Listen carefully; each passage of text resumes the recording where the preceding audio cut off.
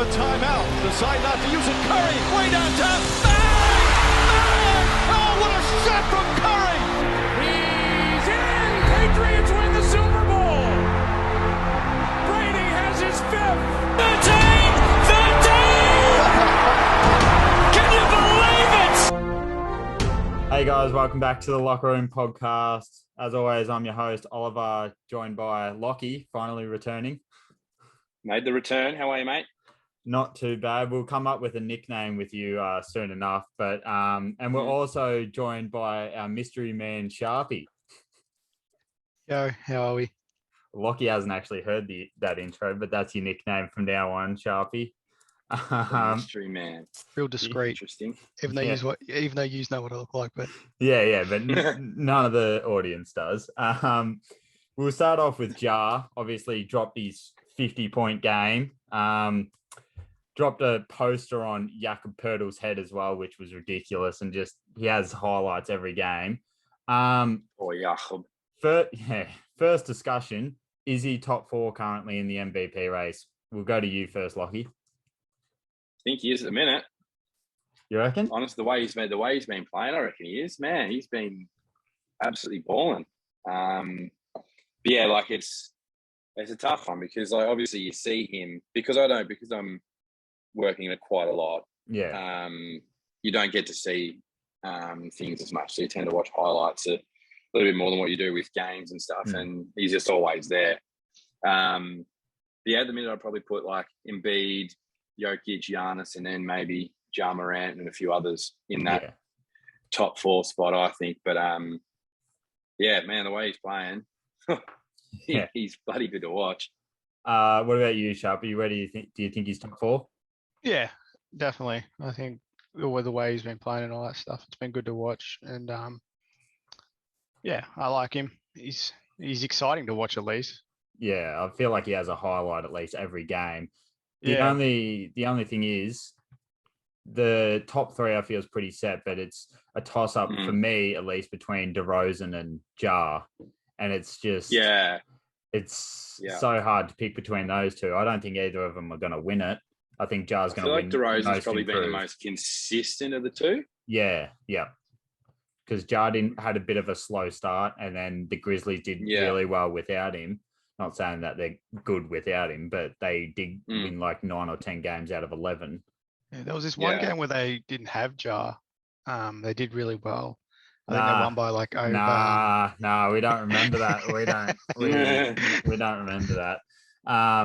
No, but I feel like it's between them two. But I feel like Ja is going to win most improved, or he has to win most improved. So or Desmond Bain. Yeah, or Desmond Bain. He's so swole, but he is so good. Quick comparison, though. I want to hear everyone's thoughts. No, he's better than Jokic. No, that's not good. Ja Morant is obviously in his 3rd year now, and he's drawn comparisons to Derrick Rose. Oh, that's what I was expecting it to go. He won the MVP in his 3rd year. Lachie, who are you taking out of them two in their 3rd year? Oh, I'd have to take Rose. He was unreal. That was like when I first started getting into basketball and like watching it. It was around that time, and he was scary good. He was scary good.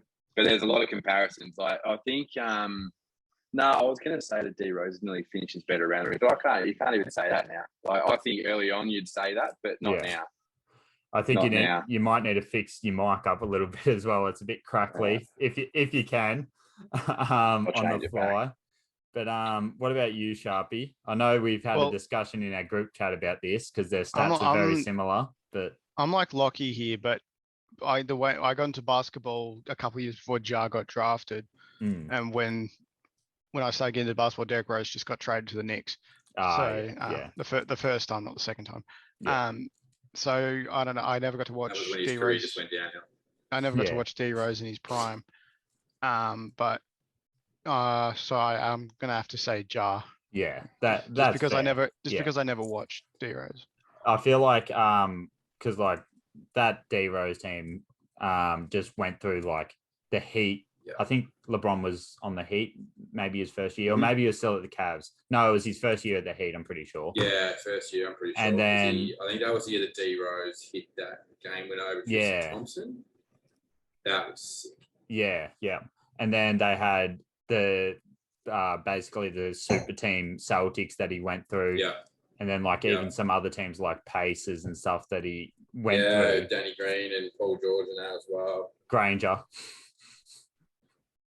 Danny Green. Did I say Danny Green? Yeah. Oh, Danny Granger. Jesus Christ, that's who I meant. Fuck. But I was looking it up. Like they both play inside, but looking at the stats, and the Knicks at that stage too, with Melo. With Melo, and he took them to the conference finals and nearly beat them to the finals. But and people say they had Joakim Noah who won Defensive Player of the Year. You look at the stats though, I think that Bulls team took maybe 5 threes a game. Yeah. With Luol Deng being the best shooter, who was good back then. Whereas this Memphis team takes 24, 25 3-pointers a game. And they might not make them, but it opens the floor up a lot more. Yeah, and I think Rose finished back then. Yeah. Imagine what he would be like now. My goodness. I'm sure he'd be dropping similar numbers at least. But I'd take Rose, but I see where you're coming from, Sharpie. It's not like you haven't seen Rose, so you can't actually. Although Nick's Rose hasn't been too bad, to be fair, or at least he's healthy. Second Nick's Rose, when he's healthy. Been good. Another topic: the Lakers. I mean, you can't go a week without talking about the Lakers. How good are they? They're I think 3-10 in their last 13 games. They lost to the Pelicans by 20-something, 26, I think it was, on their home court. They were getting booed, and then they lost again to the Mavs today, and LeBron airballed a 3 in the clutch, which was quite funny. Well, I'll just go around the table, basically. Lachie, we'll start with you. What's your biggest issue with the Lakers? What do you think their biggest issue is? Biggest issue? Yeah. Biggest issue. They've got so many issues. Yeah, they got so many issues. But if you had to choose out one, did you see that play today when Luka's putback? Yeah. That putback was. That was sick. But it was you just sick. Look at it, and they're all just standing around, leaving that bloke wide open, and just they just don't give a shit. And they seriously do not care.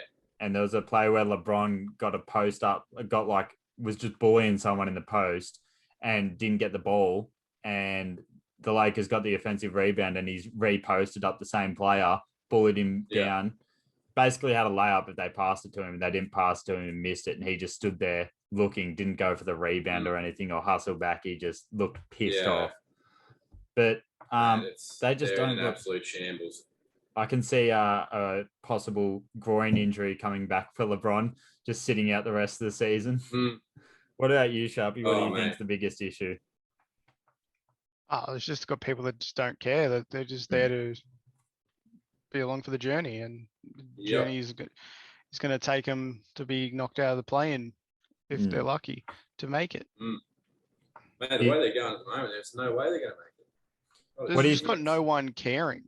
Besides LeBron, that's it. Monk will have, he had that great patch a few weeks ago, and then after that he's been a bit meh. And Austin Reeves, I don't know, that's how bad the team is now, that they've had to get an undrafted player to start, and what at the start of the season was a championship potential team. Yeah. Because I was actually thinking today, going back over our season predictions. I had them right up there. And now I'm just thinking, what an absolute deal I was. It was a hot take that I had that the Warriors would finish above them. I don't think that's a very hot take anymore. I think that's pretty fair. But what's the bigger issue though? Is it their team's too old, or is it injuries with AD? AD hurts. You just can't get any consistency. Yeah, and like cannot get any consistency. Malo's past it. That shot that he chucked up in the clutch a couple of games ago, just terrible. But do you in the off season? What do you think is the most likely? Because Westbrook's got a terrible contract, but do you see one LeBron trying to get traded, AD getting traded, or Westbrook getting traded? Because surely they're going to have to look towards the future. Come out saying that AD's pretty keen on the Bulls. He's always been keen on the Bulls. I think he said when he was leaving from Chicago, would you be keen on that? Yeah. Well, it depends how they finish this year. Like I like Vucevic a lot, but he doesn't provide a great defensively. Yeah. And like the Lakers, the Bulls won't have much assets because they gave up a bit trying to get Vucevic. Yeah. So. I don't think the Bulls will be actually able to get him. I think there was a rumor came out not a rumor that came out today. An NBA executive came out saying the Lakers should trade Davis for Jaylen Brown, Marcus Smart, and Naismith. And I'm like, if you're the Celtics, do you really want to do that? Because I mean, no. Jaylen Brown's probably got a lot more value right now than Anthony Davis does. Just got injured today. He got injured today. Like that. Did he? Yeah. Okay. Maybe I don't know the extent of his injury, but he had to go off the court against the Hawks today. I saw him played only like 4 minutes, so I thought something happened, but I didn't want to say exactly what. But that sucks. But yeah, I still wouldn't make that trade, but I feel like it makes sense for the Lakers, like get some youth in, and like Marcus Smart's he's always come in and been sort of like that Pat Beverly, just without all the smack talk and everything else that comes with it. Like he's sort of one of those guys that does all the dirty work without being asked to. Like, it's just one of those players that you love to play with, hate to play against. It's like bloody Valentine in the footy and all those sorts of players. Like, everyone needs one of those players. And the Lakers just don't have that. Yeah. Like, Desmond Bain's that for the Grizzlies. Like, I feel like he's sort of that sort of junkyard dog, the Dylan Mutton. That's what they had when they had Caruso and, like, Jared Dudley and all that stuff. They had those players that would come in and play hard and all that stuff. And they're trying to make Austin Reeves that, which is completely unfair for and now they signed DJ Augustine. Yeah, who's older than DeAndre Jordan. Oh, for freak's sake, I tell you. And Wenyen Gabriel. Yeah, but if I'm the Lakers, I'm thinking LeBron's already basically confirmed that he's gonna go wherever Bronny goes, which is fair, which is in 2 years, I think, or a year. And is it 2023 draft or 2024 draft, Sharpie, that Bronny? One of the two. I can't remember. I think it's 2023. If it's 2023, that's a stacked draft, and that's like in no time at all. If I'm the Lakers, and if I could, I would possibly trade LeBron for some future young talent if you can actually get anything, because whether teams will want LeBron knowing that he's going to go wherever Bronny goes, whether they unless you know you're going to be able to pick him up in the draft. Yeah. Well, yeah, unless you're going to read. Well, that's the thing. OKC had like 6 or 7 draft picks. So no, I don't necessarily want him on the Thunder, but I mean, I don't know who's going to trade for LeBron, and no one's going to trade for Westbrook. I feel like the only person that people might trade for is AD. Yeah. Lakers just need to get young players back. But final part on the Lakers. Do they make the playoffs this year? They're currently in the 9th seed in the play-in. Definitely not. Even if Disney comes back. Nah, because he'll come back for 3 games, get injured, and miss the next 6 weeks. That's fair. Sharpie. I have no chance. Yeah. No. Even like LeBron's already activated that playoff. Yeah, the Knicks have got more chance to make the Western Conference Finals than they do. And I find it funny because right now, if it was to finish, the Clippers would be playing them in the playing game, and the Clippers have dominated them lately. I think they've won their last 6 or 7 games, even without Kawhi. Brandon Boston's been unreal. Yeah.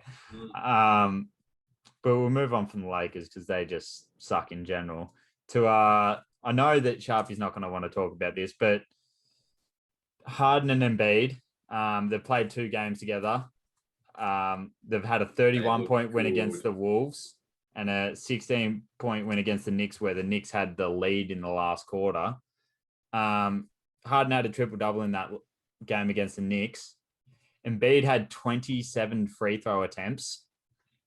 So I guess that's kind of living up to it. Are they the best duo in the league? We'll go to you, Sharpie, first, because I mean, you haven't got much like to go off with only the 2 games.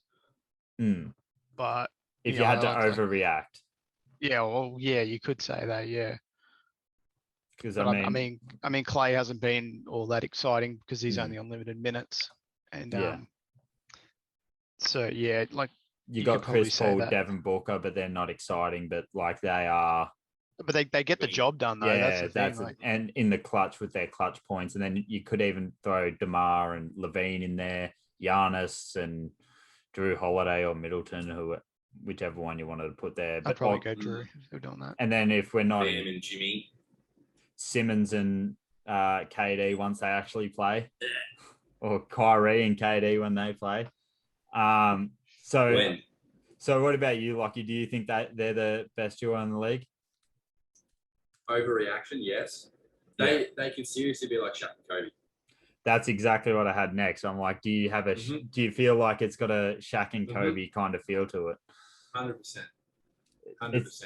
I've just never seen some of those passes that Harden was making to Embiid just made Embiid better. Yeah, it's fucking scary to think because he was like leader of the MVP race in the top 3 all year, and he's making better, which is just so scary. And it's because he can just free him up because I think the comment he made was that he hasn't been this open in so long because everyone's so distracted with Harden that Embiid's all of a sudden wide open and can do so much more now. So and he said the best point. I can't remember who he said, but he said the best point guard Embiid had played with was.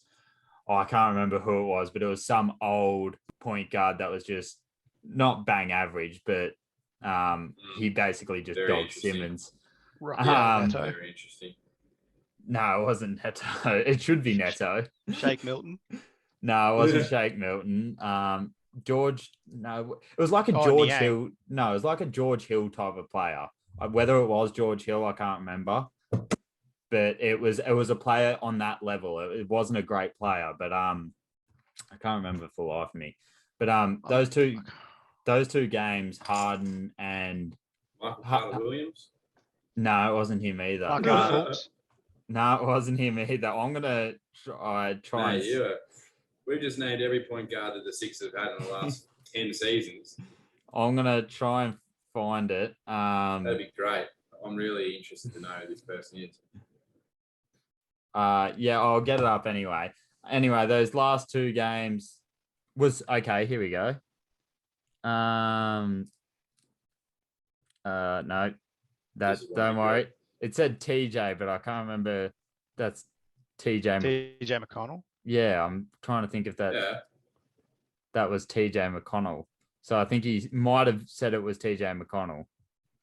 I could be wrong, but I'm pretty sure that's who he said. Anyway, move on from that. In 2 games, Harden's had 12 assists and 16 assists while getting like 20 points or whatever. But I think the bigger thing is in saying that, like I hadn't seen Embiid like be the roller to the basket much in a pick and roll. Whenever he set picks, he would usually fade out or flare to a mid range. But now he's actually rolling to the rim, and he's not having to go to the post all the time now. And I think that's saving his body of wear and tear for the playoffs, where he probably will do that in the playoffs, but he doesn't have to. I just think that's the biggest difference. But do you reckon it takes Embiid out of the MVP race playing with Harden and maybe taking points away from him? I might a little bit, but I still think he's going to be, like I said, I think he'll be better. Yeah, he'll be better, but yeah. Sharpie. Really well, Harden's getting a lot more assists. So, and who's the one scoring them points? It's Embiid. Yeah. So. And I find it funny that it only took 2 games to really wear into that nickname of them being the free throw merchants. I came up with that. I'm going to say I came up with that nickname, but it's probably out there. They're both free throw merchants. Yeah. And at least Trae Young on that team, and that game will just be a free throw contest. I bet you're happy you didn't watch that game that morning, Sharpie, watching Embiid get 27 free throws. The thing is, I got to watch him tomorrow play against the Knicks. So. Oh, yeah. Oh, well, that's in my... Another national televised game for the Knicks. That's in my multi, actually, as well. So we'll go on to that time of the week. Slugs. Horsey tips. I did have it up, but I've just got it back up now. So first one is Flemington Race 3, number 9, Rose Quartz. Flemington Race 5, number 1, Overpass. And his each way is Randwick Race 9, number 3, Arctic Thunder. So that's going to win, but just Randwick because it's... right then too. What's that? You even said Randwick right then. Yeah, I know. Royal Randwick. Yeah, well, I don't have to say Royal before it, so it's fine. And I like the each way of the day because it's got the Thunder in it. So whenever the Thunder's in it, it's going to win. So, well, maybe not in basketball, but Interesting. Time to go on to the multis, the weekly multis. I actually won last week, believe it or not. It was paying $11.14. And they all got How up. much did you put on it? Yep. Okay. I know that answer already. Moving on. No, it was only a $5, but Oh, that's more than I thought you'd put on. But the Hornets were the ones that were paying out. They were underdogs by like $2.50 or 80 or something. Ended up beating the Raptors by like 30. So that was a nice little pocket. But my one this week is Hornets over the Cavs, which is another. There are underdogs again. Sixers to beat the Knicks, which should be easy. Heat to beat the Bucks, which is underdogs as well. And Jazz to beat the Rockets, and that's paying $7.60. Who wanted to go next? Did you want to go next, Lachie, if you've got yours ready? Mine was very similar, except I went the Cavs. I did pretty much just did a pick 'em for this week. So I've gone the Cavs, the Pacers, the Sixers, the Jazz, Heat, obviously.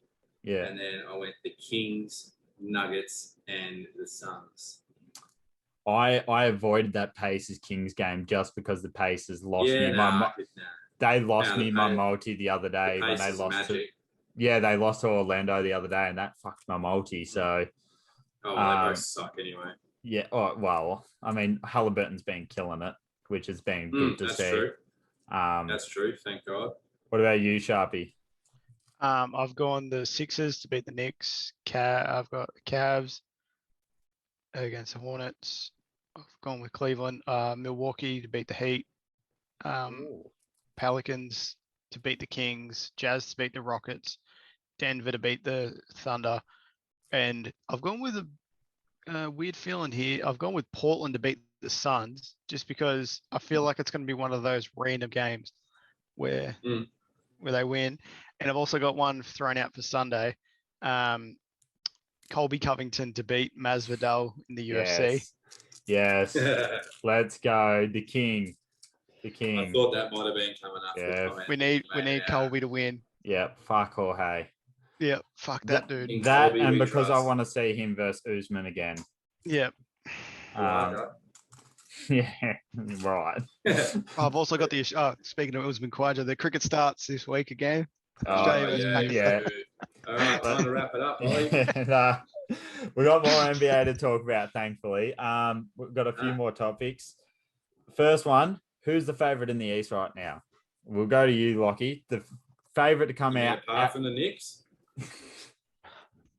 Well, I'm surprised Sharpie didn't back the Knicks tomorrow. You got to back your own team. You got to back your own team. Waste of money. I'm going to laugh if they beat the Sixers, and that just ruins all of our multis. I can guarantee it's going to fucking happen. It will. I'm going to brag about it at least, but that's. Yeah, nice. At least you're only like what? You're 7 games out. Yeah, we got no chance. No. Don't even push for the play-in either. Push for Jaden Ivey. I nearly reckon the East is nearly set. Yeah, well, it's very close to set. But who do you think's coming out? Who do you think's making the finals out of the East? Philly. Yeah.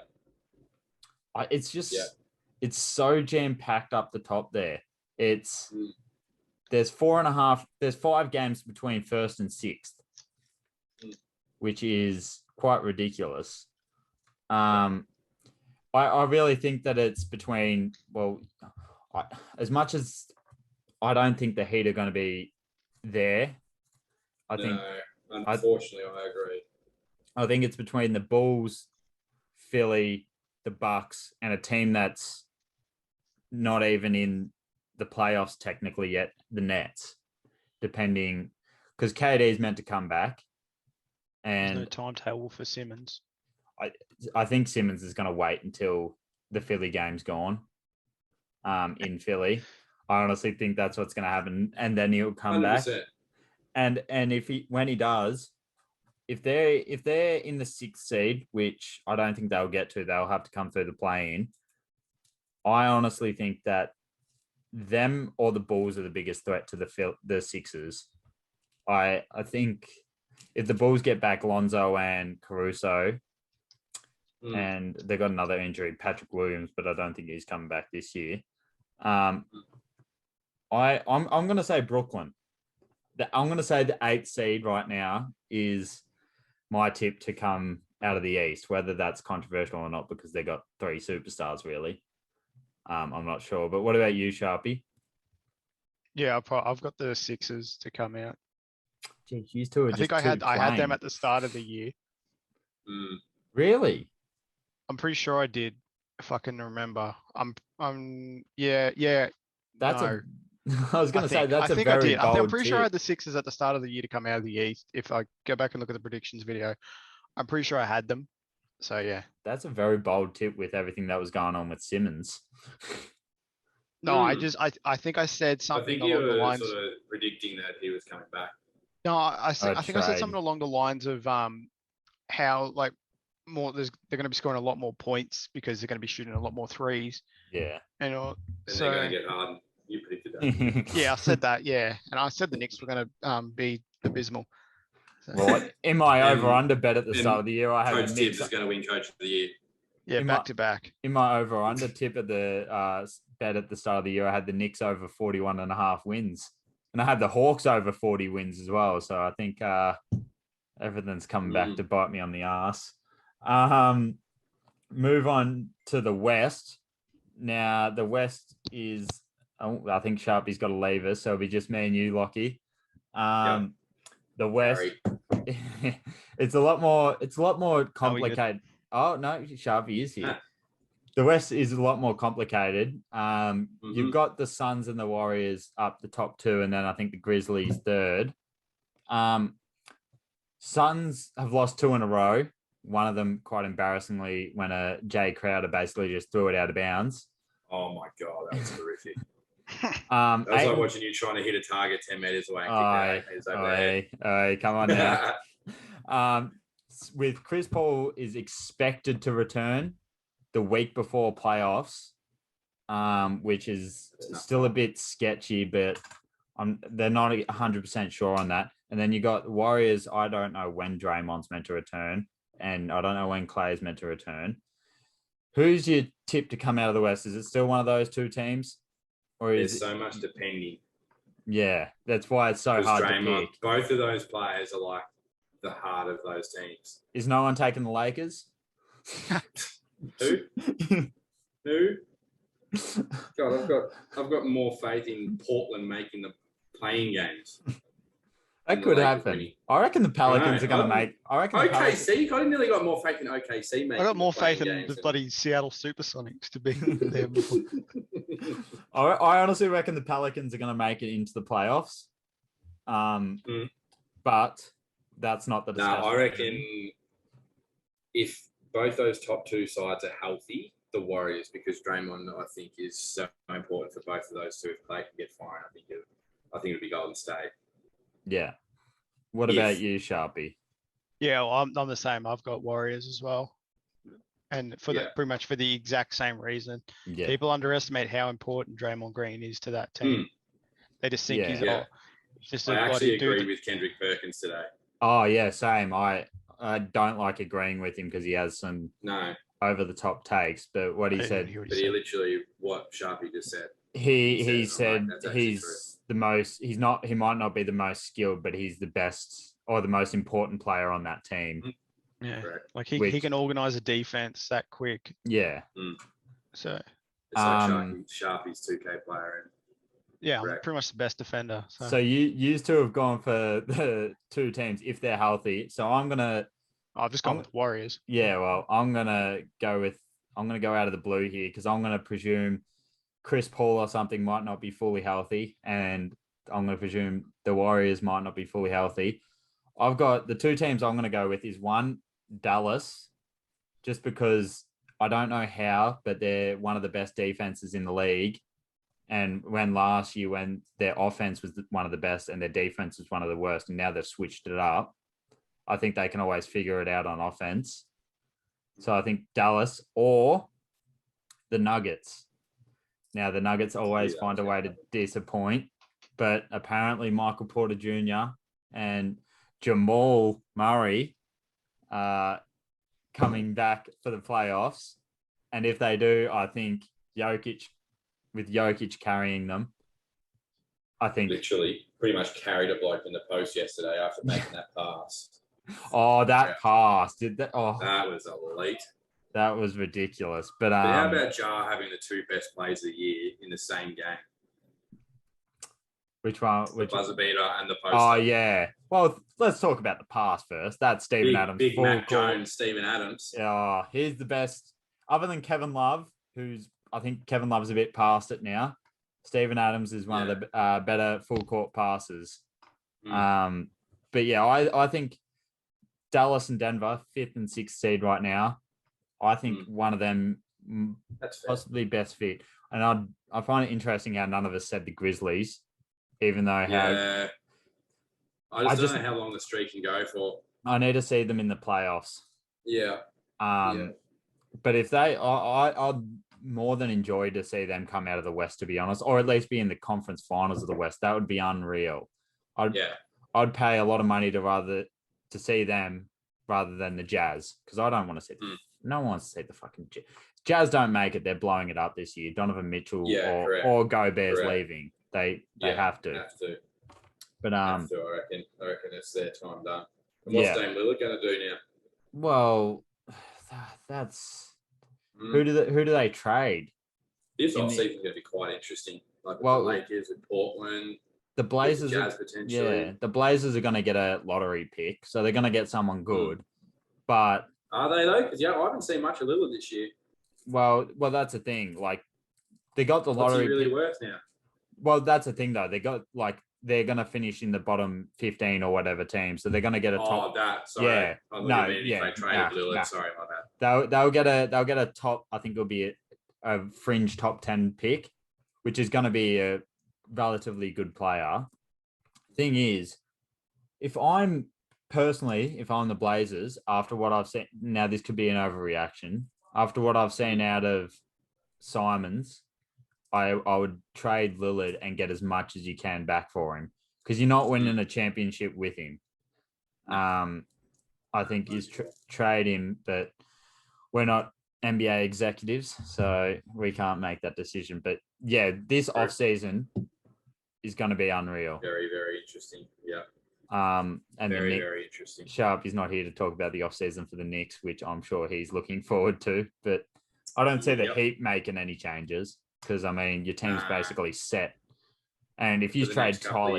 but then we could be like Portland in the next couple of years too. If you trade... I can't believe now there was actually talks of getting rid of Tyler Hero instead of Duncan Robinson at the start of the season. Hero's been... As much as I'm not a big fan of Hero, like, he's a great player. I'm just... Is it because of his boxing? Yeah, probably.